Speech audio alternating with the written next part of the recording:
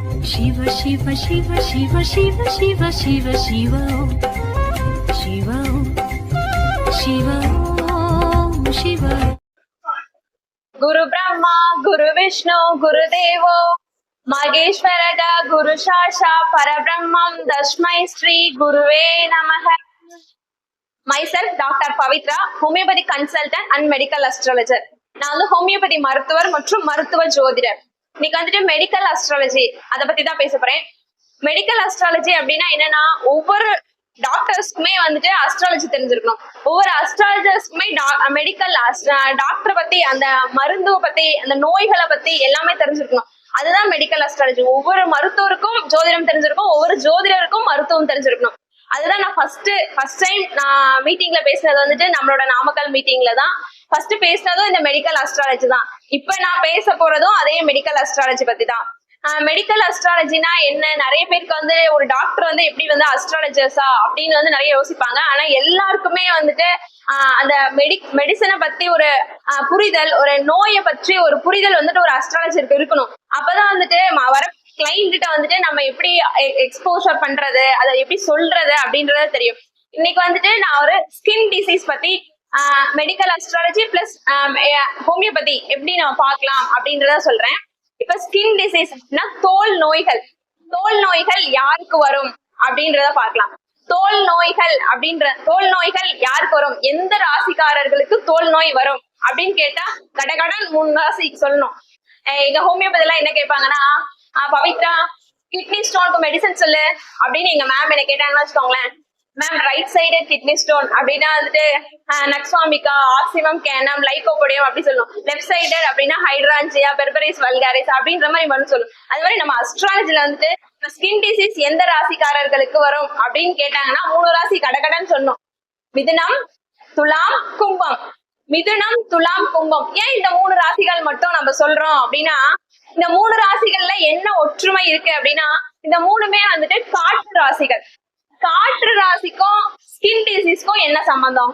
Start பண்ணீங்க skin disease அப்படின்னு சொன்னீங்க, ஆனா இப்ப வந்துட்டு காற்று ராசி சொல்றீங்க. காற்று ராசிக்கும் ஸ்கின் டிசீஸ்க்கும் என்ன சம்பந்தம் அப்படின்னு உங்களுக்கு தோணும். ஒவ்வொரு நம்மளோட உடல்லயே மிகப்பெரிய உறுப்பு எது அப்படின்னா வந்துட்டு அது தோல் தான். நம்மள வந்து ஃபுல்லாவே வந்து கவர் பண்ணி நம்மள பாதுகாக்கிற உறுப்பு எதுன்னா அது வந்து தோல் தான். சோ வந்து தோல் வந்து மிகப்பெரிய உறுப்பு. எல்லா உறுப்புக்குமே வந்துட்டு ஆக்சிஜன் சப்ளை ஆனாதான் அந்த உறுப்பு வந்துட்டு நல்லா ஆரோக்கியமா இருக்கும். ஆக்சிஜனே இல்ல, அங்க ரத்த ஓட்டமே இல்ல அப்படின்னா வந்து அந்த உறுப்புல வந்து நோய் ஏற்படும், இல்ல பாதிக்கப்படும். சோ அதனாலதான் நம்மளோட தோல் நோய்கள் வருவதற்கு மிக முக்கியமான காரணம் என்ன அப்படின்னா, தோல் நோய்கள் ஏற்படுறதுக்கு மிக முக்கியம். என்னோட வாய்ஸ் ஆடிபிளா இருக்குங்களா? தோல் நோய்கள் வந்துட்டு ஏற்படுறதுக்கு மிக முக்கிய காரணம் என்னன்னா லேக் ஆஃப் ஆக்சிஜன். அந்த பர்டிகுலர் ஏரியாவுக்கு வந்துட்டு ஆக்சிஜன் போகல, ஆக்சிஜன் சப்ளை பத்தல அப்படின்றதுனாலதான் தோல் நோய்கள் ஏற்படுது. சோ மிதுன ராசிக்காரங்க, மிதுன லக்னக்காரர்கள், துலா ராசிக்காரர்கள், துலா லக்னக்காரர்கள், கும்ப ராசி, கும்ப லக்னம், இந்த 3 ராசிகளுக்குமே வந்துட்டு ஸ்கின் டிசீஸ் வரும். என்ன சொல்லுவாங்கன்னா, அதிகமா யார் பேசுறாங்களோ அவங்களுக்கும் ஸ்கின் டிசீஸ் வரும். அதிகமா யார் பேசுவாங்க அப்படின்னா வந்துட்டு டீச்சர்ஸ் அதிகமா பேசுவாங்க. நெக்ஸ்ட் வந்துட்டு ஸ்பீச் பேசுறாங்களா, மோட்டிவேஷனல் ஸ்பீச், ட்ரெடிஷனல் ஸ்பீச், அந்த மாதிரி வந்துட்டு மேடை பேச்சாளர்கள், சொற்பொழிவாளர்கள் அவங்க எல்லாம் வந்துட்டு அதிகமா பேசுவாங்க. அஸ்ட்ராலஜர்ஸ் கூட அதிகமா பேசுவாங்க. அவங்களுக்கு டெய்லி என்ன காலையில ஆபீஸ் ஓபன் பண்ண 5 o'clock வரைக்குமே பேசுறது மட்டும்தான் ஓகே. சோ அதிகமா யார் பேசுறாங்களோ அவங்களுக்கும் அதிகமா ஸ்கின் டிசீஸ் வரும். என்ன சொல்லுவாங்க, ஸ்கின் டிசீஸ்னா பேசி பிராணனையும் வாங்காத அப்படின்னு சொல்லுவாங்க. அப்ப பிராணன் அப்படின்னு நம்மளோட ஏர், ஆக்சிஜன். அப்ப நம்ம பேசும்போது நமக்கு வந்து ஆக்சிஜன் கம்மியாகும். சோ வந்துட்டு அதிகமா பேசுறவங்களுக்கும் ஸ்கின் டிசீஸ் வரும். சோ இந்த தோல் நோய்களுக்கும் இந்த ராசிக்காரர்களுக்கும் ஸ்கின் டிசீஸ் வரும் அப்படின்னு சொல்லிட்டேன். ஏன் அப்படின்னா நம்மளோட பாடியில வந்துட்டு ஹார்ட் என்ன பண்ணும்னா, எல்லா உறுப்புலையும் இருக்க கார்பன் டை ஆக்சைடை வந்துட்டு எடுத்துட்டு ஆக்சிஜனை எல்லா உறுப்புக்கும் சப்ளை பண்றதுதான் ஓகே நம்மளோட ஹார்ட்டோட மெயின் ஃபங்க்ஷனே அதுதான். அப்ப நம்ம ஹார்ட்ல இருந்து ஆக்சிஜனேட்டட் பிளட் வந்து நம்ம உறுப்புகளுக்கு போகல அப்படின்னா வந்துட்டு அந்த இடத்துல தோல் நோய்கள் வரும். இப்ப மிதுனம், துலாம், கும்பம் இந்த 3 ராசிகளுக்கு தோல் நோய் ஏற்படும். அப்ப இந்த 3 ராசிகளுக்கு யார் யார் வராங்க? புதன்,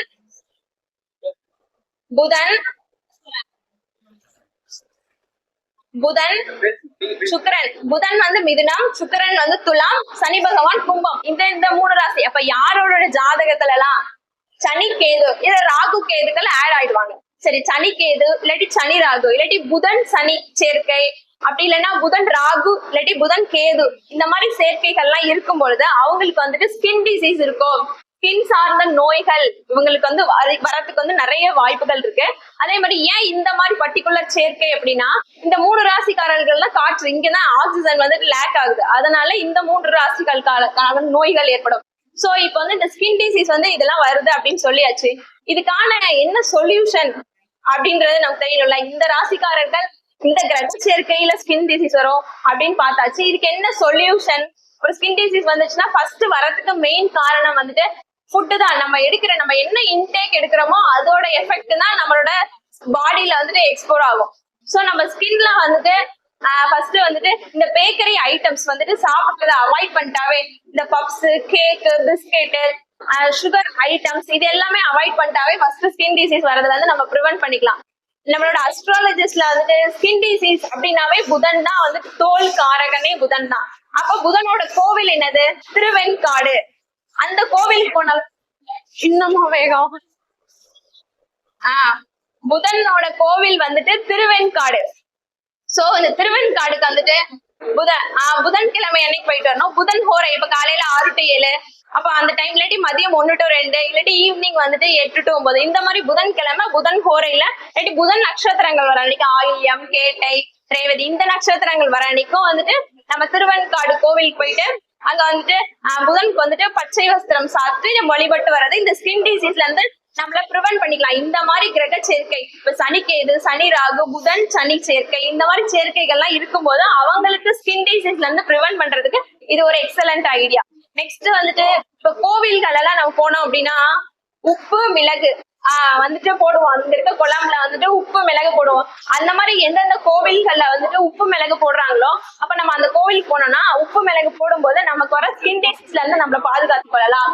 நம்ம ஸ்கின் டிசீஸ்ல இருந்து நம்மள ப்ரிவென்ட் பண்ணிக்கிறதுக்கு அது ஒரு சொல்யூஷன். 3 ஐடியாஸ் வந்துட்டு ஸ்கின் டிசீஸ் வரதாம இருக்கிறதுக்கு அஸ்ட்ராலஜிக்கல்ல என்னென்ன பண்ணலாம், ஃபுட் சொல்யூஷன் என்ன அப்படிங்கறத எல்லாம் பார்த்துருக்கோம். இப்ப நெக்ஸ்ட் வந்துட்டு இந்த ஸ்கின் டிசீஸ் பார்த்தாச்சு.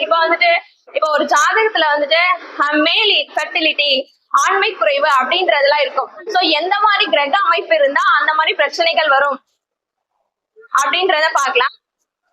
இப்போ ஒரு ஜாதகத்துல வந்துட்டு சூரியன் சனி பகவான் சேர்க்கை இருக்கு அப்படின்னா வந்துட்டு அவங்களுக்கு வந்து மேல் ஃபெர்டிலிட்டி அப்படின்றது ஏற்படும், ஆண்மை குறைபாடு அப்படின்னு ஏற்படும். இது எல்லா ஜாதகத்துக்கும் சொல்லிடலாமா அப்படின்னு கூடாது.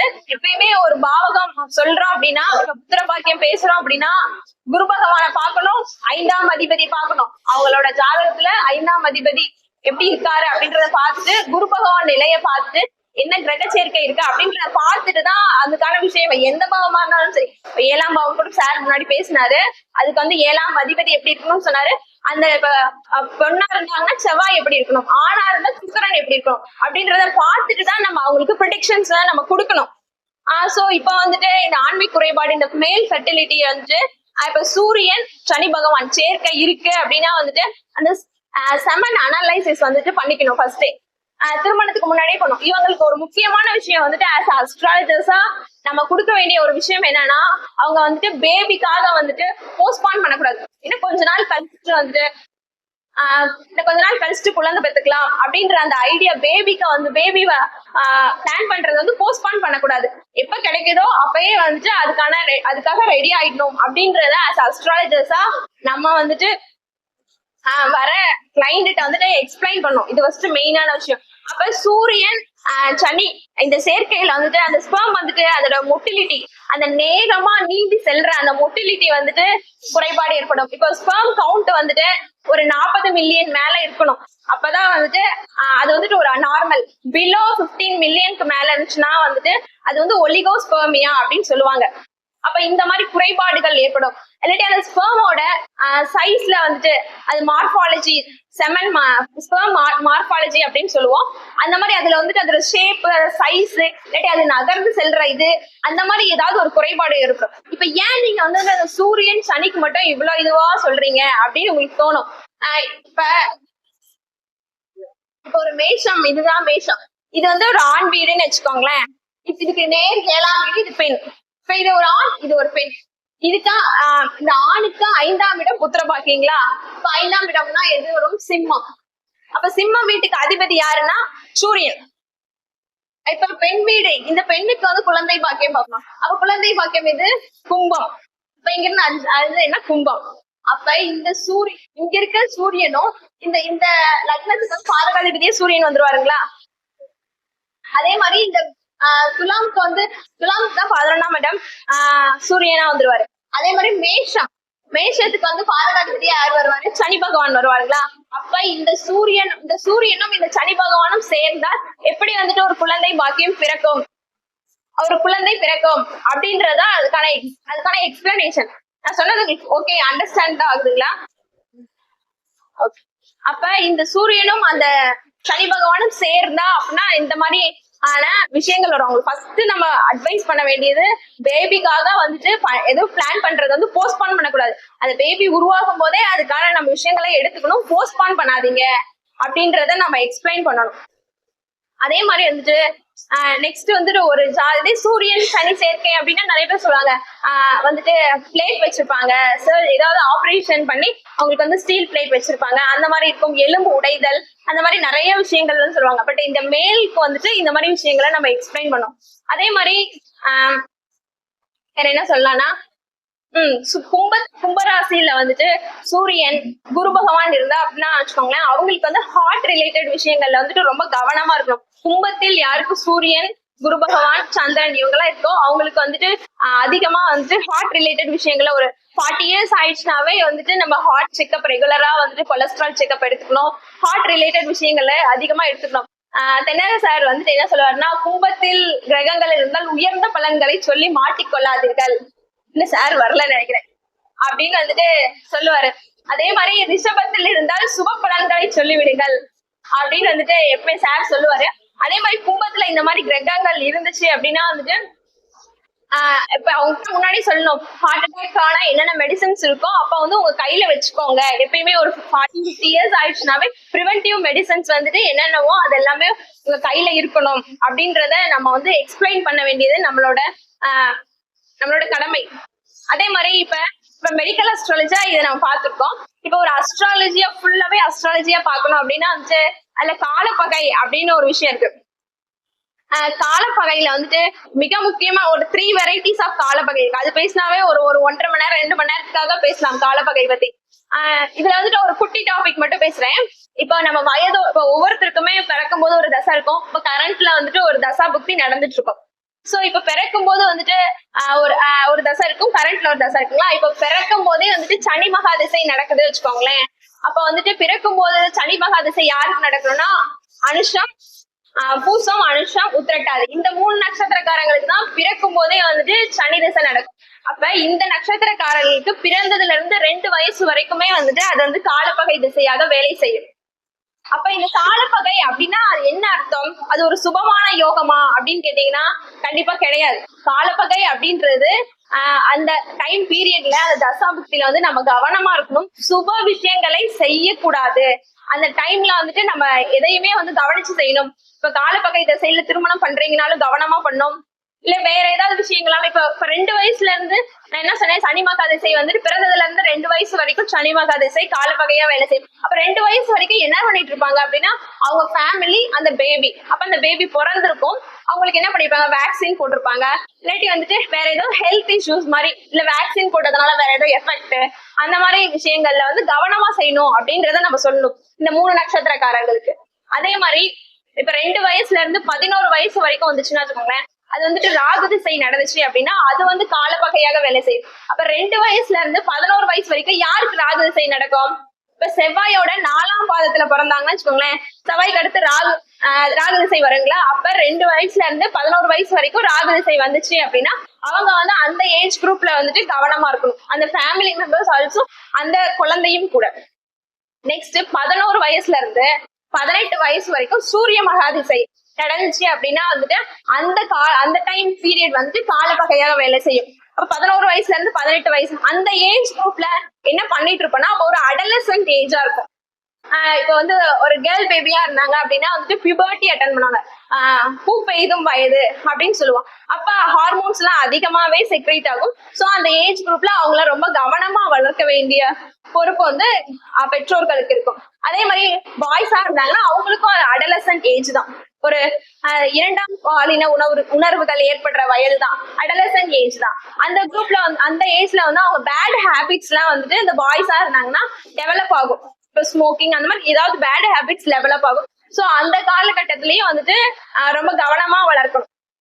அதே மாதிரி இப்ப வந்துட்டு 11 வயசுல இருந்து 18 வயசு வரைக்கும் ராகதிசை நடந்தால் இதே மாதிரி. அப்ப 18 வயசுல இருந்து 34 வயசு வரைக்குமே வந்துட்டு சந்திரமகா திசை நடந்தா அந்த ஏஜ் வந்துட்டு காலப்பகையாக வேலை செய்யும். இந்த காலப்பகையில என்ன ஒரு ஹைலைட்னா நல்ல சூப்பரா படிச்சுப்பாங்க, கோல்டு மெடலிஸ்டே ஆயிப்பாங்க. பட் அவங்களுக்கு வந்து ஜாப் கிடைக்கிறதுல வந்துட்டு ரொம்ப கஷ்டமா இருக்கும். கோல்டு மெடலிஸ்டுக்கு ஜாப் கிடைக்கலன்னா நம்ப முடியுமா? ஆனா அந்த வேலையை செய்யறதுதான் இந்த காலப்பகை. நெக்ஸ்ட் வந்து படிச்சிருக்கவே மாட்டாங்க, ஆனா அவங்களுக்கு வந்து ஈஸியா ஜாப் கிடைச்சிடும். அங்க வந்து அவங்களுக்கு என்ன லேக் ஆகும்னா குவாலிபிகேஷன் இல்ல அப்படின்றது அவங்களுக்கு ஒரு லேக்கிங்கா இருக்கும். அதே மாதிரி இந்த 18ல இருந்து 34 வயசு வரைக்கும் சந்திரமகா திசை வந்துட்டு காலப்பகையாக வேலை செய்யும். அப்ப இந்த ஏஜ் குரூப்ல என்ன பண்ணிட்டு இருப்பாங்க அப்படின்னா வந்துட்டு அவங்களுக்கு வந்து மேரேஜ் பண்ணணும். நெக்ஸ்ட் வந்து வேலை வாய்ப்புகள். இந்த ரெண்டு தான் இந்த ஏஜ் குரூப்ல வந்து 18ல இருந்து 34 வயசு வரைக்கும் ரொம்ப முக்கியமான விஷயமா இருக்கும்.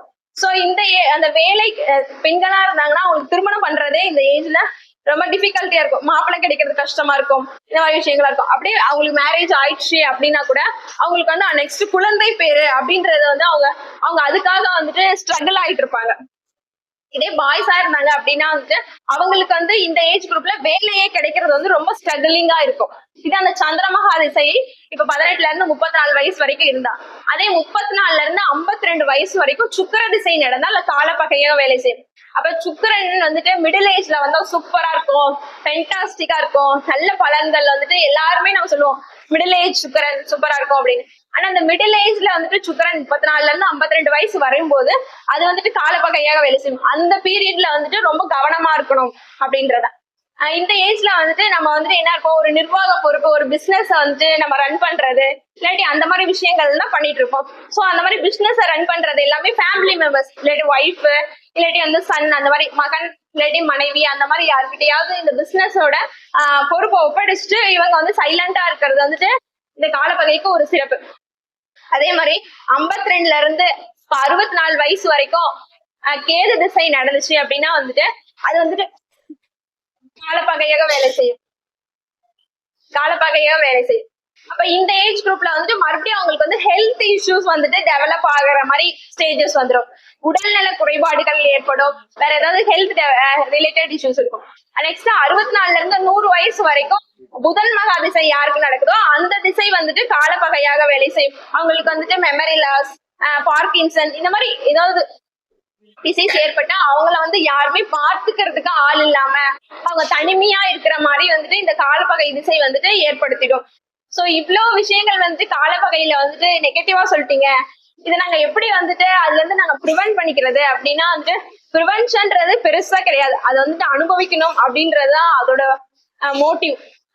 ஆனா வந்துட்டு அதுக்கு என்ன சின்ன சின்ன வழிபாடுகள் எப்படின்னா, ஃபர்ஸ்ட் வந்துட்டு அந்த காலப்பகை தசை இந்த ஏஜ் குரூப்ல வந்துருச்சு அப்படின்னா வந்துட்டு ஃபர்ஸ்ட் வந்துட்டு கடவுள்கள்லே கால அப்படின்னு வச்சிருக்கிறது வந்துட்டு கால பைரவர் தான்.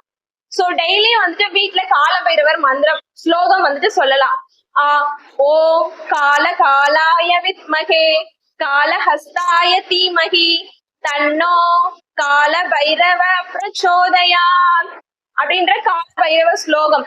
அதே மாதிரி அஷ்டமி எல்லாம் வந்துட்டு கால பைரவருக்கான பூஜைகள் எல்லாம் கோவில நடக்கும். சோ இந்த மாதிரி வந்துட்டு காலப்பகை திசை நடக்குது அப்படின்னா வந்துட்டு கால பைரவர் வழிபாடு செய்யறது நல்ல வேலை செய்யும். அதுக்கப்புறம் இன்னொரு விஷயம் என்னன்னா, இல்ல காலப்பகைக்கு ஒரு மெயினான விஷயம் என்னன்னா, வீட்டுல வந்துட்டு 24 hours வந்துட்டு தீபம் எரியணும். அது நல்ல மரச்செக்கு எண்ணெய், மரச்செக்கு நல்ல எண்ணெய்லதான் நல்லெண்ணெய் நெய் இது ரெண்டும் தான் வந்து விளக்கு போடுறதுக்கான பெஸ்ட். என்னன்னா தி பெஸ்ட் அப்படின்னா இது ரெண்டு தான், நல்லெண்ணெயும் நெய்யும் தான். இப்ப நல்லெண்ணெய் இல்லாட்டி விளக்கு வந்துட்டு டெய்லியும் காலையில இப்போ ஃபுல் டேவும் நைட்டும் எரிஞ்சுட்டே 24 மணி நேரமும் எரிஞ்சா அப்படின்னா வந்துட்டு இந்த காலப்பகைக்கு அது ஒரு தி பெஸ்டான ரெமெடினா இது ரெண்டும் தான். அதே மாதிரி இந்த காலப்பகைக்கு ஏதாவது கோவில் இருக்கா அப்படின்னு உங்களுக்கு தோணும். காலப்பகைக்கு வந்துட்டு காலா அக்னி அப்படின்ற ஒரு கோவில் இருக்கு. மதுரையில இருந்து ராஜபாளையம் போற வழியில வந்துட்டு காலா அக்னி அப்படின்ற கோவில் இருக்கு. அந்த கோவிலுக்கு போய் வழிபட்டாலும் இந்த காலப்பகை திசை வந்துட்டு கொஞ்சம் குறைவான அதோட வீரியத்துல இருந்து கொஞ்சம் கம்மி பண்ணிக்கலாம். பட் அது வந்து எக்ஸாக்டா நடக்கிறதுல வந்துட்டு எந்த மாற்றமுமே இல்லை.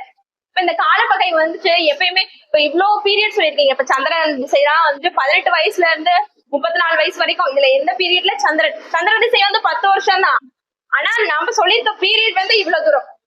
அப்ப இந்த 10 வருஷத்துல இந்த ஏஜ்ல இருந்து வந்தா அது வந்துட்டு காலப்பகையாக வேலை செய்யும். சோ வந்துட்டு இந்த காலப்பகைக்கு இந்த மூணுமே வந்துட்டு ரெமெடி. ஃபர்ஸ்ட் காலப்பகை திசை ஆரம்பிக்குது அப்படின்னு வச்சுக்கோங்களேன். அந்த ஆரம்பத்துலயும் கடைசியில தான் வந்துட்டு அதோட தாக்கம் வந்து ரொம்ப அதிகமா சிவியராவே இருக்கும். மத்த நடுவுல எல்லாம் கொஞ்சம் ஓகேவா இருக்கும். இப்ப இந்த காலப்பகை திசையில வந்துட்டு இந்த ஏஜ் குரூப்லஸ்ல வந்துச்சுன்னா என்னென்ன அப்படின்றத நம்ம பாத்துக்கோம். இப்ப தசைகள்லயே வந்துச்சுன்னா என்ன அப்படின்றத பாக்கலாம். இப்ப சூரிய திசையில வந்துட்டு சுக்கிர புக்தி வந்துட்டு காலப்பகையாக வேலை செய்யும். சூரிய திசை நடக்குது அப்படின்னா அதுல வர சுக்கிர புக்தி வந்து காலப்பகையா வேலை செய்யும். அதே மாதிரி சுக்கிர திசை நடக்குது அப்படின்னா அதுல வர சூரிய புக்தியும் காலப்பகையாக வேலை செய்யும் அந்த பீரியட் எல்லாமே. அதே மாதிரி சனி திசையில வர செவ்வாய் புக்தி வந்துட்டு காலப்பகையாக வேலை செய்யும். செவ்வாய் திசையில வர சனி புக்தியும் காலப்பகையாக வேலை செய்யும். அதே மாதிரி புதன் திசையில வர ராகு புக்தி காலப்பகையாக வேலை செய்யும். அதே மாதிரி ராகு திசையில வர புதன் புக்தியும் காலப்பகையாக வேலை செய்யும். இந்த காலப்பகையில ஒரு ஸ்பெஷல் என்னன்னா, நம்ம வயதோட்டங்கள்ல சொன்னோம். அப்ப நீங்க யாருமே ஒரு கொஸ்டின் கேட்கல. வயதோட்டங்கள்ல நான் எல்லா கிரகத்துக்குமே சொன்னேன். ஃபர்ஸ்ட் சனி பகவான் சொன்னேன், ரெண்டாவது ராகு, சூரியன் அப்படின்னு வரிசையா சொன்னேன். ஆனா வந்து அதுல குரு திசையை நான் மென்ஷன் பண்ணவே இல்லை. செவ்வாய் திசையும் நான் மென்ஷனே பண்ணல. ஏன் அப்படின்னு உங்களுக்கு டவுட் வந்திருக்கணும். செவ்வாய் திசைக்கும் குரு திசைக்கும் வந்துட்டு காலப்பகை கிடையாது. ஏன் அப்படின்னா செவ்வாயும் குருவும் வந்துட்டு காலபுருஷனுக்கு 1-9 வந்துருவாங்க. இப்ப இதுதான் செவ்வாயோட வீடு. இப்ப இது காலபுருஷனுக்கு 1, இது வந்துட்டு குரு காலபுருஷனுக்கு 9. அப்ப இந்த இடங்கள்ல இந்த குருவுக்கும் செவ்வாய்க்கும் மட்டும் காலப்பகை வேலை செய்யாது. அவர்கள் அந்த திசையில மட்டும் காலப்பகை கிடையாது அந்த வயதோட்டங்கள்ல வரும்போது. சோ இந்த மாதிரி தசா புக்திகள்ல வந்துச்சு அப்படின்னா வந்துட்டு இப்ப சந்திர திசை அப்படின்னா வந்துட்டு அதுல வர சந்திர திசைக்கு குரு புக்தி வந்துட்டு காலப்பகையா வேலை செய்யும். இப்ப சந்திர திசையில வந்துட்டு குரு புக்தி கொஞ்ச நாள் இருக்குமா, அப்ப இந்த குரு புக்தி ஃபுல்லாவே எனக்கு வந்துட்டு காலப்பகையாக வேலை செய்யுமா? கண்டிப்பா கிடையாது. சில நட்சத்திரங்கள் மட்டும்தான், அந்த நட்சத்திரம் வர அன்னைக்கு மட்டும்தான் ரொம்ப கேர்ஃபுல்லா ரொம்ப கவனமா இருக்கணும். அப்ப குருவோட நட்சத்திரம் வந்துட்டு சந்திரனோட வீட்டுல என்ன நட்சத்திரம் வரும்? சரி, சந்திர திசையில குரு புக்தி வந்துட்டு காலப்பகையா? அப்ப சந்திரனோட வீட்டுல வர குரு நட்சத்திரம் என்னது? புனர்பூசம் எத்தனாம் பாதம்? 4ஆம் பாதம். அப்ப புனர்பூசம் 4ஆம் பாதம் வரும்போது, இப்ப யாருக்காவது சந்திர திசை நடக்குது அப்படின்னா, அவங்களுக்கு வந்து குரு புக்தி நடக்குது அப்படின்னா, அதுல வந்து புனர்பூசம் 4ஆம் பாதம் கோச்சாரத்துல வரும் இல்லையா? கோச்சாரத்துல சந்திரன் வந்துட்டு போவர்ல கடகத்துல புனர்பூசம் அந்த டைம்ல மட்டும்தான் வந்துட்டு அது காலப்பகையா வேலை செய்யும். அந்த டைம்ல வந்துட்டு இப்ப ஒரு மேரேஜ் பிக்ஸ் பண்றாங்கன்னு வச்சுக்கோங்களேன். இந்த ஏஜ் குரூப்ல தான் மேரேஜ் இருக்கு. 18ல இருந்து 32 வயசு வரைக்கும் சந்திர திசை நடக்கும். அந்த ஏஜ் குரூப்ல தான் மேரேஜ் பிக்ஸ் பண்ணுவாங்க. சோ இந்த டைம்ல வந்துட்டு இந்த எக்ஸாக்ட்லி இந்த புனர்பூசம் 4ஆம் பாதம் அந்த மாதிரி எல்லாம் வந்துட்டு மேரேஜ் பிக்ஸ் பண்ணக்கூடாது. இப்போ ஒரு புதுசா ஒரு வீடு கட்டி நம்ம வந்துட்டு குடி போற ஹவுஸ் வார்மிங் ஃபங்க்ஷன்ஸ் எல்லாம் வைக்கிறோம் அப்படின்னா அந்த புனர்பூச நட்சத்திரத்துல வைக்கக்கூடாது. ஏன்னா அதுதான் வந்துட்டு காலப்பகை. அந்த டைம்ல செய்யறது வந்துட்டு நமக்கு வந்து பிற்காலத்துல வந்து உதவாது. சோ இந்த மாதிரி விஷயங்களை இதுக்காக கவனிக்க போய் ரொம்ப கேர்ஃபுல்லா பண்றதுக்காக தான் சொல்றோம். இதே மாதிரி இப்ப செவ்வாய் திசையில வந்துட்டு சனி புக்தி வந்துட்டு காலப்பகை அப்படின்னு சொன்னேன். அப்ப செவ்வாய் திசையில வந்துட்டு சனி புக்தி. அப்ப செவ்வாயோட வீட்டுல வர சனி நட்சத்திரம் என்னது? செவ்வாய் வீடுகள் என்னென்ன?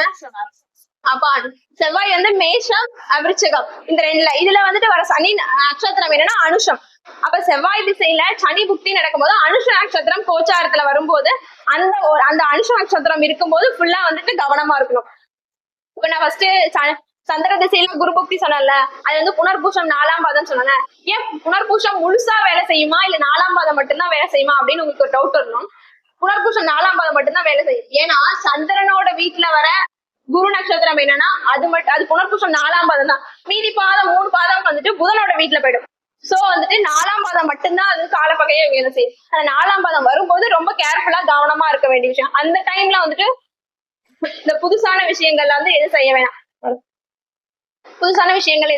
சோ இந்த காலப்பகை திசை வந்துட்டு ரொம்ப கேர்ஃபுல்லா வந்துட்டு நம்ம கவனிச்சு அதுக்கான என்ன ரெமெடிஸ் அப்படின்றது பண்றது வந்துட்டு the best. Thank you so much.